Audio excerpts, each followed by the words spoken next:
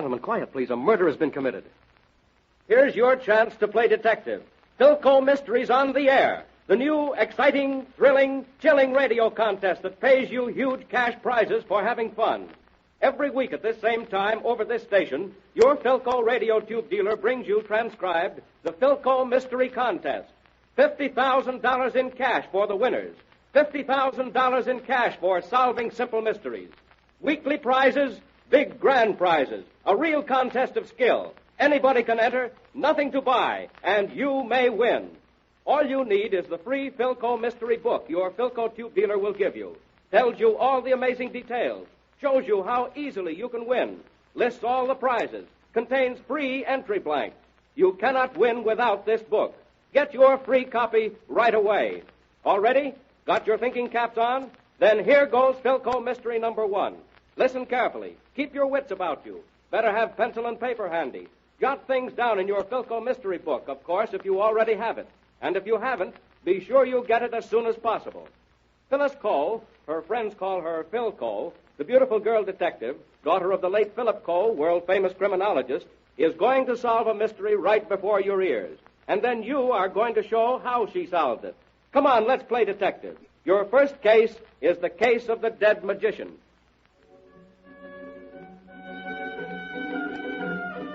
Up there on the stage of the Regal Variety Theater, the great Umberto is just completing his clever manipulation of a pack of cards. The trick the magician is doing now is all the more amazing because Umberto is wearing a pair of gloves. Ah, there it is. Using only one hand, with a lightning-quick gesture, he has fanned the whole pack out like a peacock's tail. It's a beautiful trick, and the audience appreciates Umberto's skill as well they should. He takes a bow, and now he's taking off the gloves. He walks over to the wings, and with studied carelessness, he tosses the gloves to someone waiting off stage. And now he's back in the center of the stage to make an announcement. The great Umberto. Thank you, my friends. Thank you. And now comes my most remarkable achievement. The illusion which has made me famous in 37 countries of the world. It gives me particular pride to perform my illusion this evening because seated here before me in the front row is Miss Phyl Coe, the daughter of that world-famous criminologist, the late Philip Coe. And seated beside this charming lady is the well-known mystery novelist, Mr. Thomas Taylor. And now for my amazing illusion. A human being, a man or a woman from this audience, will seat himself upon this chair here on the stage. I will stand in front of this person with my back to the audience and have the lights put out for the merest instant. When the lights are again put on, the person will have disappeared. Now, who will be so kind as to come up here to the stage to assist me? Please, someone, anyone. There is no danger. Me? Ah, this young lady here. Will I do, mister? Perfectly, my dear. Come up these little steps, please. Allow me. Thanks. Now, you will kindly be seated upon this chair. All right. Now what do I do? You do nothing. It is I who will do. Oh. So, ladies and gentlemen, the young lady is seated. And now I stand in front of the young lady with my back to the audience. So, are you ready, my dear? Oh, okay. Go ahead. Now I will count 3 slowly. On the count of 3, please flash all the lights off. And then on again instantly. Yes, sir. And now I begin to count. 1, 2, 3.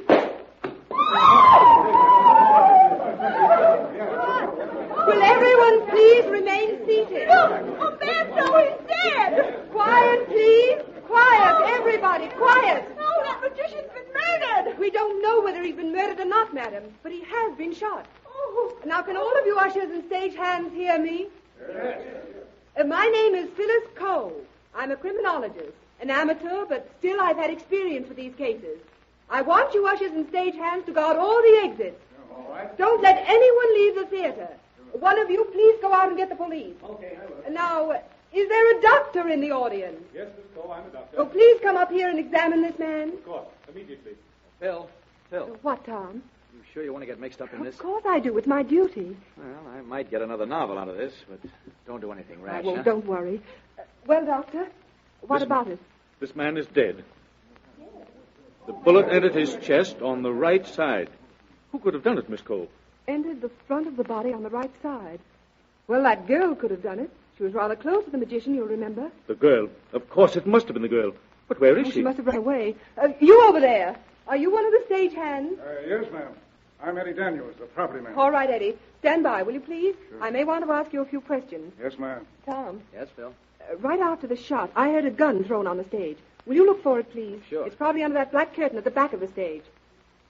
Yep, you're right. It is here. Shall I pick it up? Yes, but do it with a handkerchief. And examine the gun for fingerprints. Righto.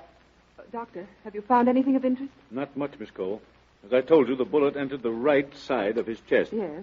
And there are no powder marks or burns on the dress shirt or coat. Thank you very much, Doctor. Oh, this is simply awful. Oh, please, you'll have to be quiet, miss. I'm not a miss. I'm a widow. I'm Mrs. R.J. Brown. Well, Mrs. Brown, I must ask you to be quiet. But how can I be quiet? Oh, Phil, look out! Oh! Boy, that was close. You're telling me. Hey, I'll say it was close, Miss Cole. That sandbag fell all the way down from the fly loft over the stage. Where are the ropes that control these sandbags? They're backstage. Come on back and I'll show you. All right. Lead the way, please. I'm tagging along, Phil. All right, Tom. Now, Miss Cole, here are the ropes. I see. And here's the one that dropped the sandbag after it was loosened. Well, whoever did it must be backstage here somewhere. Who's back here?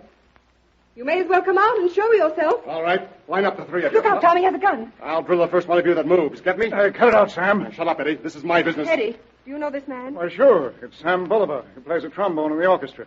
Okay, Sam, hand over that gun. No, you don't. Get away, Eddie. Eddie! Now, don't worry, Miss Cole. That gun's loaded with blanks for one of the dramatic sketches on this week's bill. Sam must have swiped it out of my property room here. One move out of you, Sam, and I'll slug you. Let's all go into your property room, Eddie. Yeah, sure, Miss Cole. All right, Sam, you first. Okay, I'm going. You come in too, Eddie. Yeah, sure. And you, Tom. And how? Now, Sam, why did you drop that sandbag? I wanted to scare you out of the theater. Why? Did you shoot Umberto? What if I did? Did you or didn't you? Yeah, I shot him, the dirty skunk. He deserved worse than that. Shooting was too good for him. Never mind that. Where were you standing when you shot him? Right behind him, down in the orchestra pit. I see. And then you threw the gun up on the stage? Yeah. Then I ducked out under the stage, through the door in the orchestra pit. Tom, are there many fingerprints on the murder gun? As a matter of fact, darling, there don't seem to be any. The murderer probably wore gloves. Thanks. Now, Eddie, Yeah? I'd like to ask you a few questions. Sure. You were backstage when the shooting occurred, so you might be able to help us clear up a few points. Okay, Miss Cole. What's the use of wasting any more time? I told you I shot the guy, didn't I? Yes, but I still want to talk to Eddie. Now, Eddie, you said you're the property man, didn't you? Yeah, that's right. Just what are your duties? Well, it's my job to take care of the props. You know, anything that an actor handles on stage is called a prop. It may be a pack of cigarettes, a cane, a bunch of flowers, or anything. For instance, those gloves that Umberto threw to me. I see. Where were you when Umberto was shot? I was in the wings. I was waiting to take that chair off after his act. You were there when the lights went out? Yes, ma'am. I heard Umberto count 3, and then the shot was fired. I see. All right, Eddie, thank Let you. me go. I didn't do it. I tell you, I didn't do it. Let me That's go. what you I say. didn't Hey, do it. Captain, Help me. bring that girl in here, will you? Okay, come on, you. I didn't do it. Let me go. I didn't I do found it. this girl running down 13th Street with a stage doorman chasing her. So I nabbed her and brought her back in. Thanks, officer. Go out on the stage, will you? You might be able to help. Okay. Sam, what are you doing here? Well, Glenda, I shot Umberto, and they caught me. Oh, no, Sam, you didn't do it. You didn't. Now, wait a minute, Glenda. How do you know Sam? Well, he's my boyfriend. We're going to be married. But he didn't do it. I did it. I shot Umberto. Glenda, what are you saying? Mother. Mrs. Brown. I heard what she just said. But she didn't do it, I tell you. I did shoot him, Mom. I did. They're both crazy, Miss Cole. I told you I did it. Ain't that enough? Well, this is the craziest murder I ever heard of. Everybody wants to go to Be jail. quiet, Tom. Yes, dear. Now, Mrs. Brown, I tell you, my daughter didn't do it. I shot Umberto. Why? Because 3 years ago I had another daughter, Glenda's younger sister. She met Umberto and fell in love with him. And one night they ran away together and got married. Then I began to get letters from my baby. Heartbreaking letters.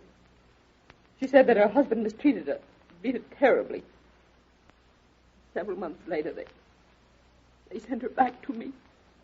She had taken poison. I swore then that I'd get the man who killed my baby, and now I've had my revenge. That man's dead, and I killed him. I was sitting in the front row, and when the lights went out, I shot him and threw the gun up on the stage. I was sitting in the audience, too, Mrs. Brown. But I didn't see any flash when the shot was fired. Of course you didn't. I tell you, I shot him because of what he did to my sister. I held the gun right against his chest, and I fired. You did not, Glenda. Sam, I tell you, I did. You women are both lying to save each other. And Sam, you're lying to save Glenda. Oh, why don't you children stop it? I shot that beast, and I'm ready to take the consequences. Mrs. Brown, there are no fingerprints on the gun. Well, I wrapped a handkerchief around the gun, yes. Yes, that's what I did. You see, Miss Coe, you can see that my mother's lying. I did it, I tell you. I did now it. Wait. Be quiet, all of you. Tom. Yes, Phil. Since you're holding the murder gun in your hand, I suggest you aim it at Eddie Daniels, the property man. Huh? It's loaded, you know. Of course. And if Eddie makes a move, you'd better pull the trigger. Hey, wait a minute. What's the idea? My friends, Eddie Daniels is the only one in this room who could possibly have killed Umberto. Are you going to tell us about it, Eddie? Yes, ma'am. I guess I might as well. Now that I look back on what I've said during the past 10 minutes, I can see that I made enough mistakes to hang an army. Yeah, I stood in the wings and shot that rat Umberto and chucked the gun out toward those curtains on the stage. Umberto seemed to have a way with young girls, and like Mrs. Brown here, I once had a daughter, too. Well, come on. What are we waiting for?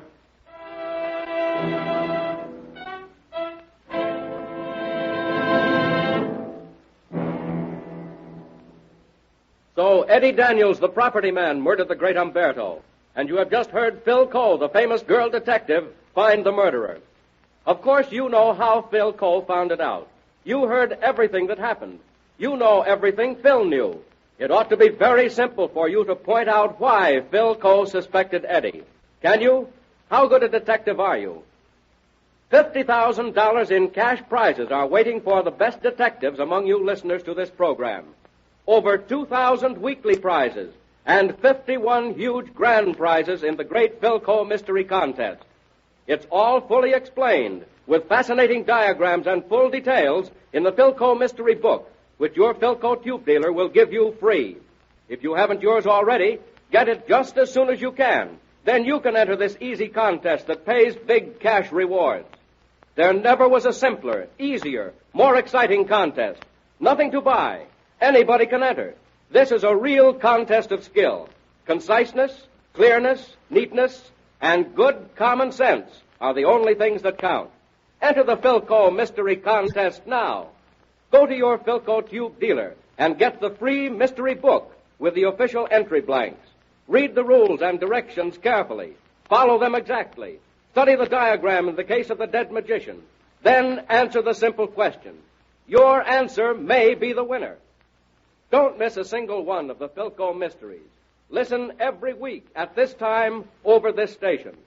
Better be sure you have Phyl Coe radio tubes in your set so that reception will be good and clear, and you won't miss a single important detail of any mystery program.